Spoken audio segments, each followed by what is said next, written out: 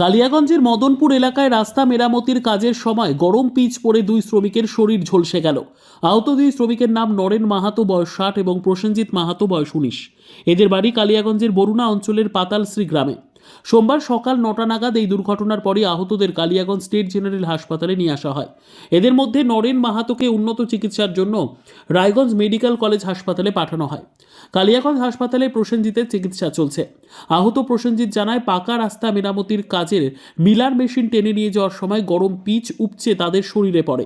অন্যান্য শ্রমিক ও উপস্থিত ঠিকাদারের লোকজন তাদের হাসপাতালে নিয়ে আসে। স্থানীয় সূত্রে জানা গিয়েছে, 3 দিন আগেই কালিয়াগঞ্জ ব্লকের ভান্ডার অঞ্চলের মদনপুর থেকে মুস্তফানগরের কুনুর দিয়ে ইটাহার ব্লকের নন্দনগ্রাম পর্যন্ত গ্রামীণ পাকা রাস্তা মেরামতের কাজ শুরু হয়েছিল। ভাই, তোমার নাম? প্রসেনজিৎ মাহাতো। কি হয়েছিল আজকে, কিভাবে পড়লা? ওই মিলারটা ঠেলতে যাই, কোথায় কাজ হচ্ছিল? মদনপুর সাইডে। মদনপুর কোন রাস্তার কাজ হচ্ছিল এটা? কোথা থেকে কোথায়? মদনপুর থেকে নন্দনগ্রাম অব্দি। আচ্ছা, কয়দিন ধরে কাজ চলতেছিল? আজকে নিয়ে 3 দিন। আচ্ছা, কে কে কয়জন আহত হয়েছে? 2 জন, আমি আর আমার জেঠু। তার নাম কি? নরেন মাহাতো। কোথায় হাসপাতালে কে নিয়ে আসলো? এখানে ঠিকাদার আর আমার বাবা নিয়ে আসলো নাকি?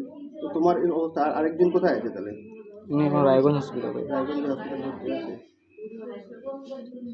ব্যুরো রিপোর্ট, উত্তর বাংলা সংবাদ।